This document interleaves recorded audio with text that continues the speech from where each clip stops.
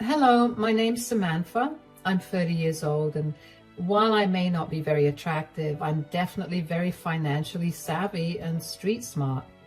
Well, at least that's how I like to look at it, considering I came out of the divorce completely unscathed while my ex-husband is now struggling. I first met Rick at a work event. I was new at my job, feeling nervous and out of place.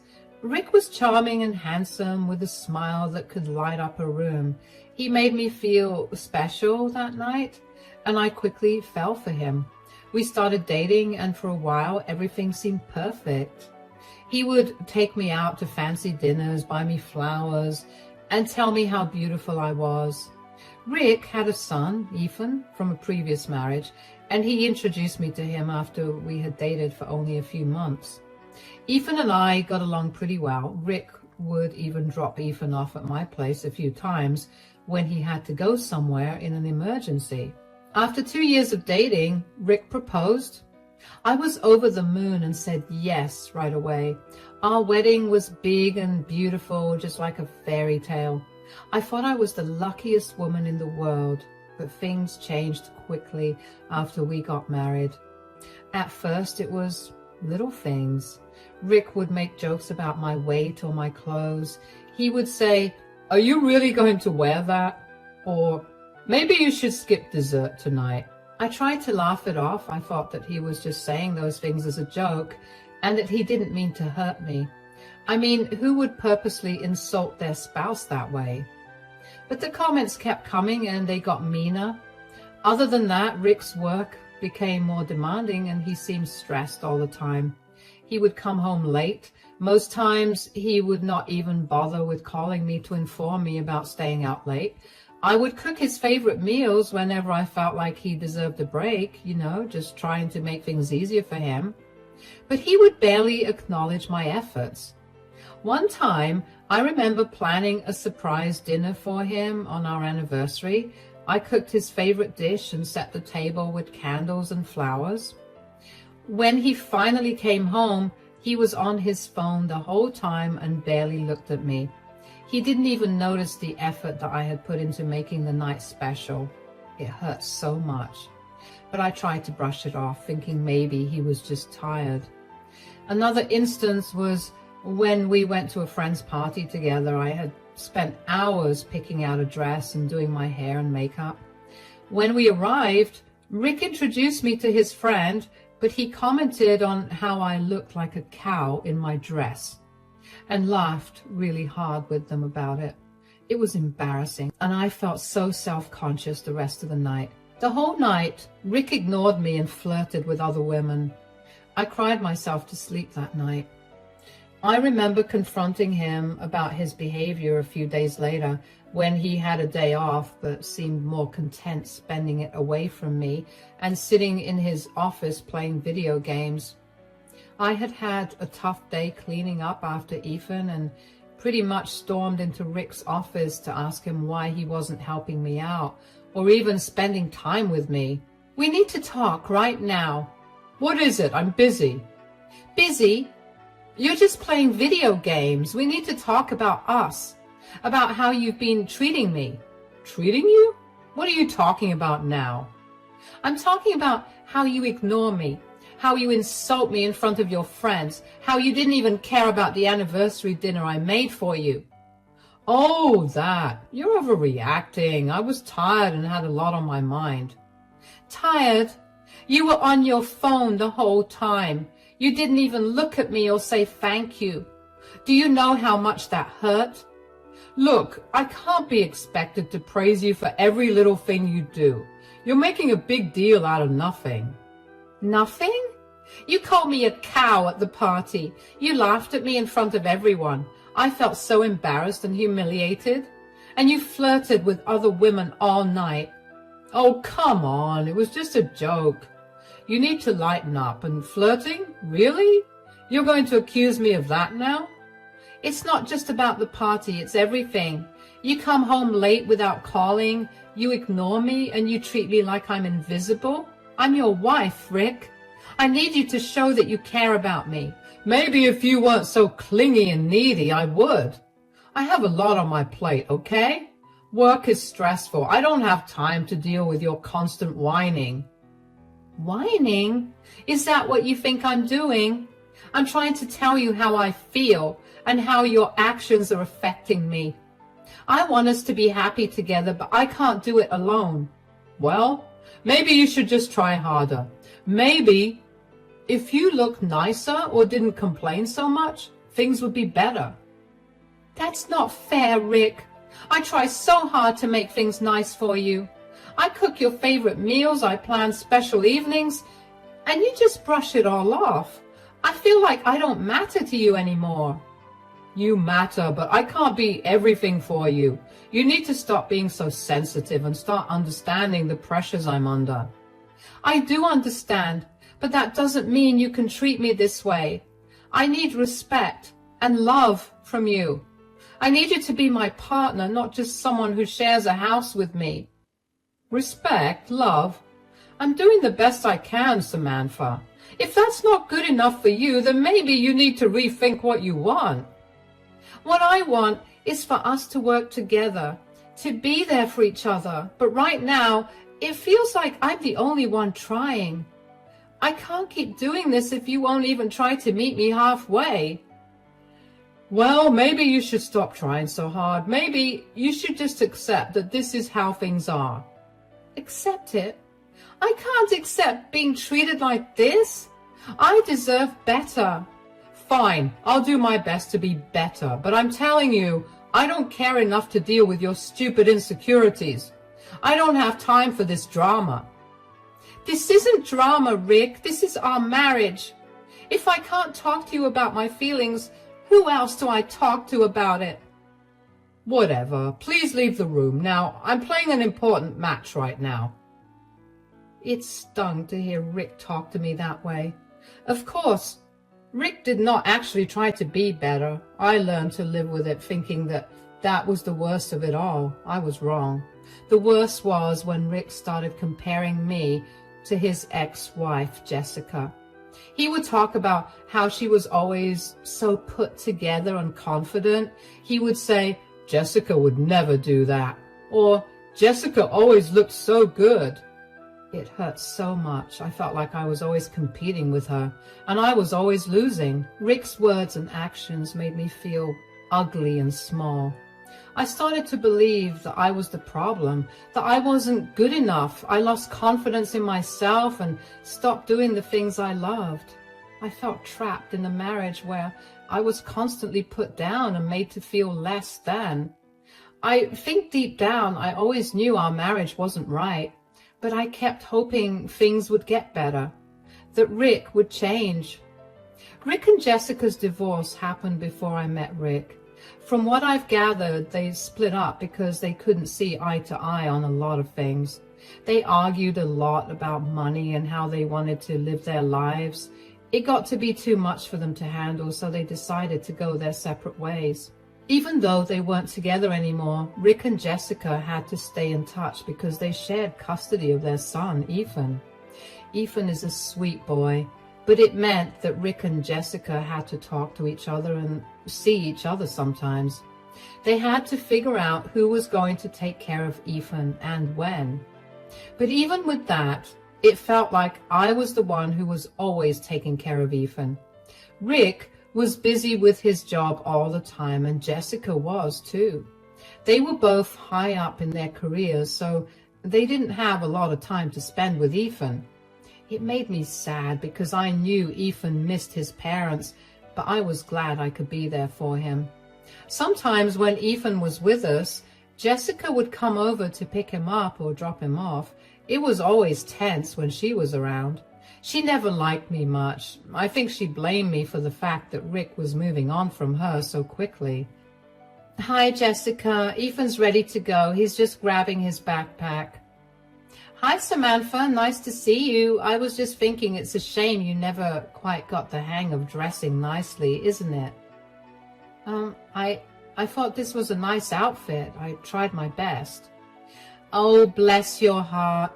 Trying is all you can do, I suppose. Not everyone can pull off looking effortlessly good. Some of us are just naturally stylish, right? I guess so. I just want to be comfortable and presentable. Presentable? Oh, sweetie, that's a low bar. But I suppose it's all some people can manage. Anyway, how's life with Rick? Still as thrilling as ever, I bet? It's fine. We're managing. Managing? That's a funny way to put it. When we were together, it was always exciting. I guess he had to settle down eventually, even if it meant settling for less. Rick and I are doing our best. We're happy in our own way. Happy? Sure, if you call living in a constant state of mediocrity happy. I suppose it's all about perspective. But hey, at least Ethan gets to see what a real woman looks like when he's with me. I try to be a good role model for him. I don't think that makes me any less of a woman. He's my stepson who I care for more than you and Rick combined. Let's be real, Samantha. You're just playing house. Ethan knows who the real mom is, and it's certainly not you. But nice try, though. I just want him to feel loved and supported. That's what's important to me. And that's cute, really. But love and support can't make up for, well, everything else you're lacking. But you keep doing your best, Samantha. It's adorable how hard you try. Thanks, I guess. I'll keep trying. Oh, I bet you will. You have to, don't you? Anyway, where is Ethan? I don't have all day to stand here chatting. He's coming. He just needed to grab his things. He'll be right out. Good. Because honestly, the longer I stay here, the more I feel my standards dropping. Don't worry. I'm sure you're doing fine. For you, anyway. Thanks. I'll make sure Ethan's ready quickly. Wonderful. Have a lovely day, Samantha. And remember, there's always room for improvement. I'll keep that in mind. Bye, Jessica. Her words always stung, but for the sake of keeping peace, I never said anything much. I did speak to Rick about it because I hoped that he'd be able to do something, but he never said anything. He would just stay quiet and hope that she stopped. It made me feel like he didn't really care about how I felt. It was like he was more worried about keeping the peace with Jessica than standing up for me. Seeing how Rick and Jessica interacted made me realize that their relationship was still complicated, even though they weren't married anymore. They still had a lot of unresolved feelings and issues between them. It made me wonder if that was part of why Rick treated me the way he did sometimes, like I was just there to take care of things while he focused on everything else. The first turning point of our relationship was when we had the worst fight ever. It happened one evening after Rick came home from work. He was in a bad mood and I could tell something was bothering him. I tried to talk to him, but he snapped at me, telling me to leave him alone. How was your day at work? Leave me alone, Samantha. I don't want to talk about it. I'm just trying to be supportive. I can tell something's bothering you. I said leave me alone. Can't you take a hint?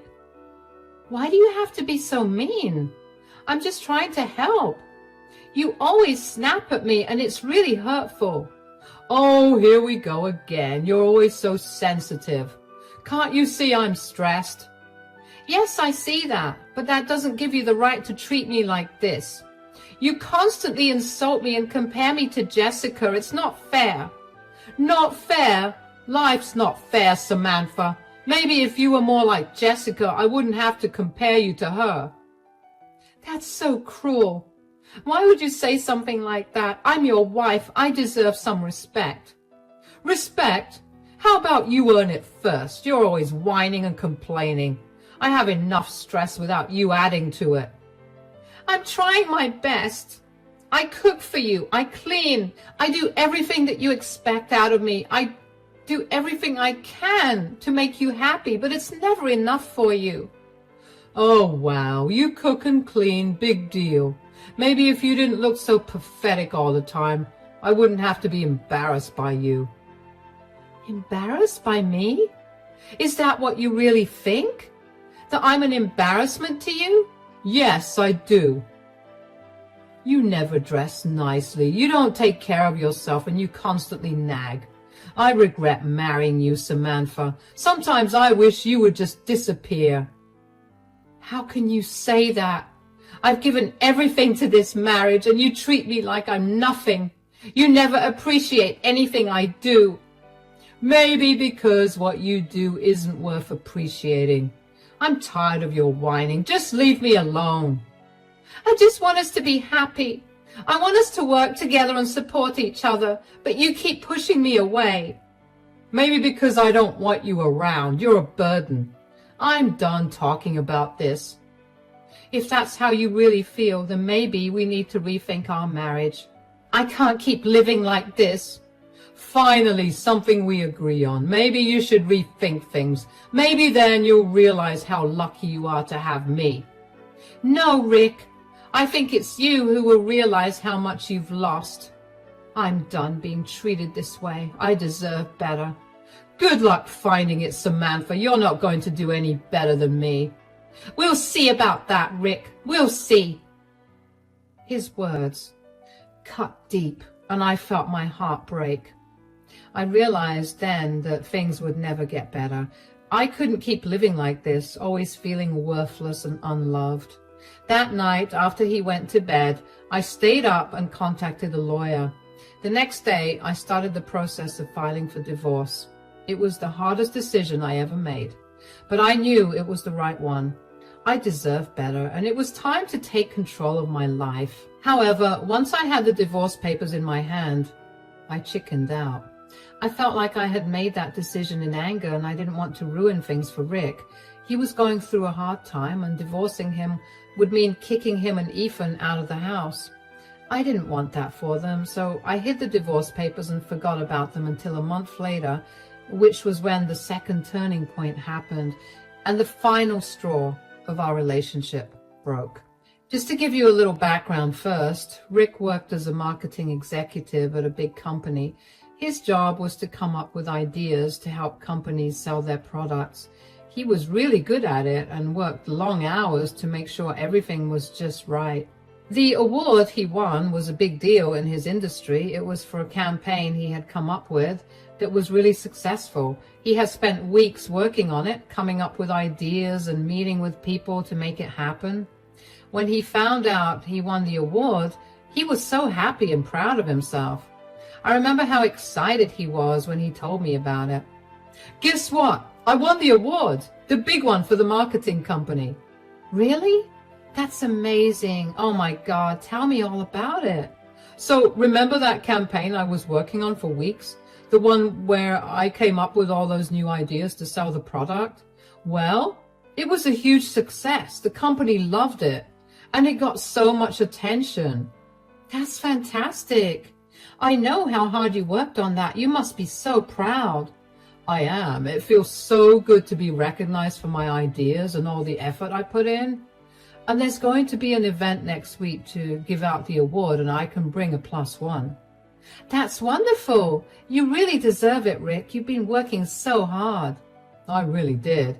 I stayed late at the office, had so many meetings, and kept pushing for the best ideas. It all paid off. This award is a big deal in the industry, and it's going to look great on my resume. I'm so proud of you. It sounds like you put everything into this project. Absolutely. And the best part is everyone at the company is so impressed with what I did. It feels amazing to be in the spotlight. You deserve it. All that hard work is finally getting the recognition it deserves. And the event is going to be huge. Lots of important people will be there. It's a great chance to network and show off a little. It sounds like it. I know how much this means to you. You should enjoy every moment of it. I plan to. It's not every day you win an award like this. It's a big step in my career, and I want to make the most of it. Plus, I think it's a sign that all the hard work I've been doing is paying off. It definitely is. By this point, Rick and I were skating on thin ice in terms of our relationship. We still had our good moments, but most of the time we were cautious when talking to each other.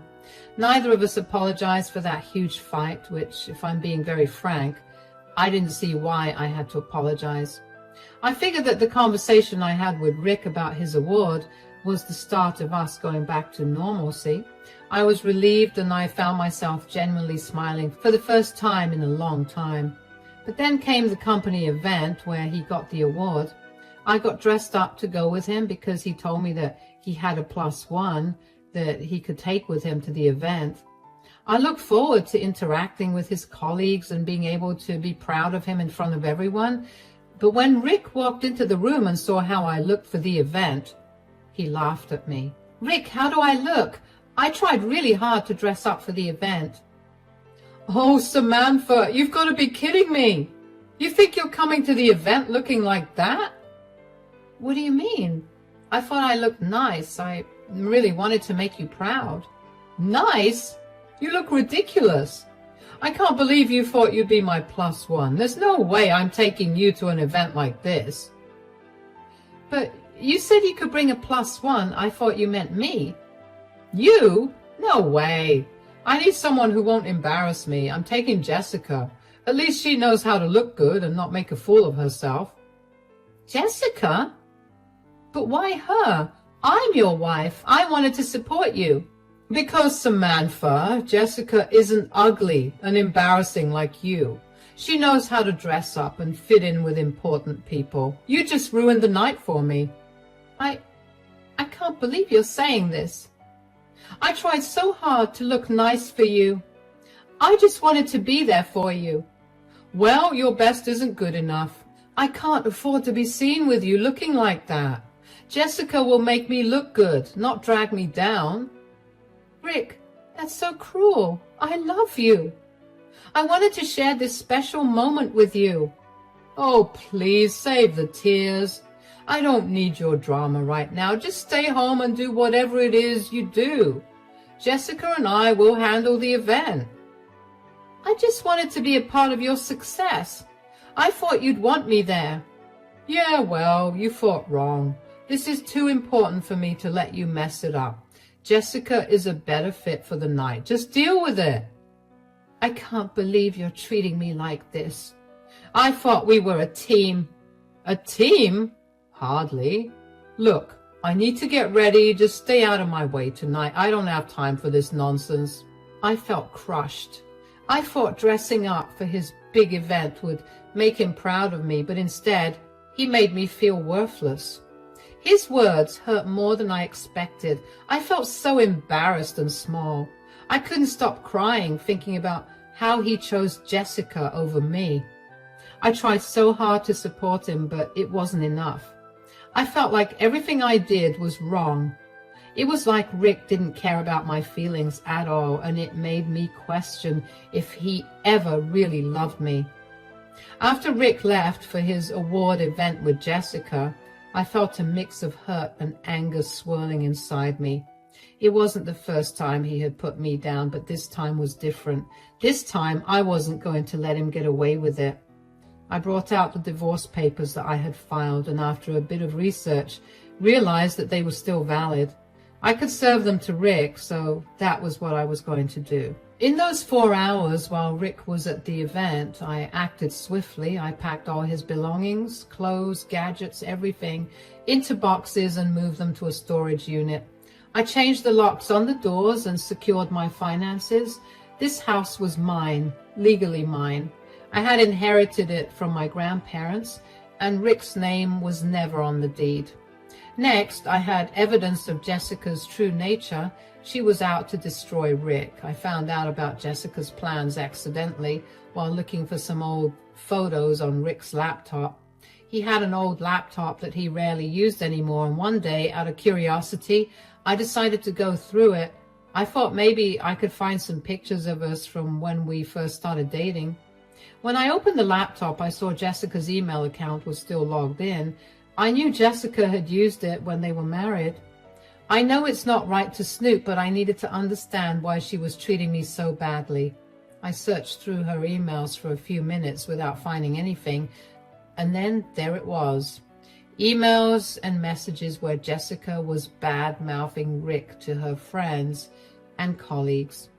In those messages, Jessica was saying terrible things about Rick, trying to sabotage his career. She was jealous that he had moved on with me, and she wanted to ruin him. My heart sank reading those words. It hurt to see how much hatred she had towards Rick.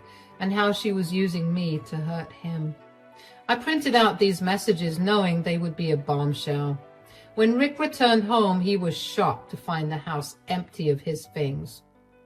"What in the world is going on here, Samantha? Where are my things?" "They're gone.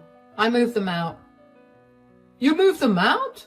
Are you out of your mind? What gives you the right to do that?" "I've had enough. I won't let you treat me like this anymore." "Treat you like what? You're the one who's been impossible to live with. I just went to one event without you. Here, I filed for divorce." "Divorce? You can't be serious." "I am being very serious." "Huh. Well, good. Maybe now I can finally have some peace." "It's not funny. I know about Jessica's plan to ruin you." "Jessica? What are you talking about?" "I'm sure she was at your event only to spread lies about you. She wants to destroy your reputation." "What? That's not possible. Jessica wouldn't do that." "She already has. Here, take a look at these emails and messages I found. They're dated as being from this year itself. She's been planning this for a while." No, you're lying. Jessica wouldn't betray me like that." "She already has, Rick. And now you're going to lose everything because of her." "Samantha, please, take me back. I'll change, I promise. Just don't leave me like this." "It's too late, Rick. You've crossed a line and I can't forgive you." "Please, Samantha, I love you. I need you. I'll do anything." "You should leave, Rick. This is no longer your home." "Fine. You'll regret this, Samantha. You'll see."